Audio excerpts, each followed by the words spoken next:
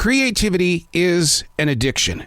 Ask anybody who's creative. They'll tell you, I got to keep doing it. I got to keep doing it. We will sacrifice our personal lives, our time with our families. We will do whatever it takes to make sure that creativity is given a place to live. That's our job. Unplugged, because we will always say yes to creativity, totally uncut, because we all make mistakes, so turn it into a tool. This is Arroe Unplugged. I write in a forest. In 2015, I stepped into a very special collection of trees at the Billy Graham Library right here in Charlotte, North Carolina. While there, I did nothing but write.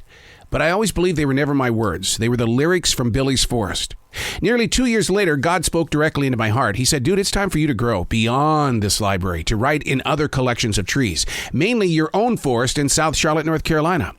You see, in every place that I have written, the spirit of Billy's lyrics vibrate the purpose and plan that God has put into play.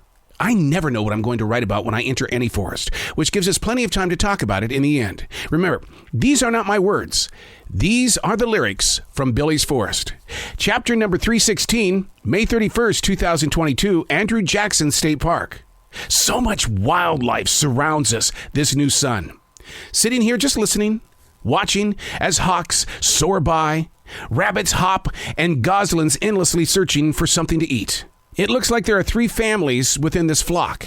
This comes less than 12 hours from standing in the openness of the big sky at 1 a.m. to view a show of comet remnants falling to the planet. We've been in these trees so many times over the years, but I don't think it's ever been this active before. Maybe that's because we're yearning for reconnection. Yeah, that reconnection to other things that make up our place in history. I just spent 20 minutes with actor John Savage. The majority of our conversation was about being in places of natural connections. He's grateful for his most recent hip replacement because what it did was it slowed his life down to be able to start watching what he was missing out on.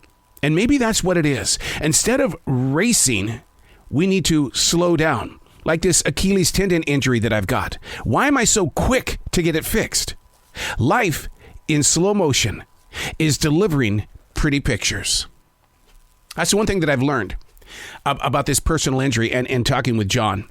This was once again written on May 31st, 2022. Today's physical date is December 7th, 2022. So I've battled all year with this Achilles tendon injury.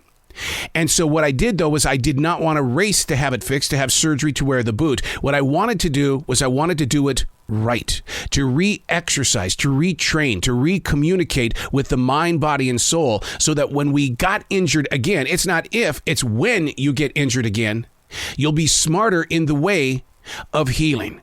That it's more than just rushing off to take a pill or going over here for a doctor to sit there and massage it. What you've got to do is have communication with the self that you are so that you can talk to the muscles that are connected to the Achilles tendon. The ones that go up the leg, under the foot, up to the toes. You think it's just that one thing, right? When in fact, the injury could have started up in the hip. You don't know unless you listen. Watching, hearing, activating. Those are the things that we get involved in every day. When you think you're having a really bad day, ask yourself the questions. Why am I here? What brought me here? Was there a trigger that said, hey, look, this is going to happen if you don't stop what you're doing? There are connections with communication all around us at all times. It is our choice to not listen. But what we need to be doing is not only listening, but communicating back to build up that place in space. But no, that's not the way everybody wants to work. What they want to do is they want to rush. And then when something happens, it's like, well, what did I miss out on? As a man of 60, there are many times that I think that I missed out on my grandchildren's lives because my granddaughter is 18 years old, already living on her own, going to a university. It's like, what did I miss? Communication with the self that you are, building up that connection and listening to the mind, body, and soul.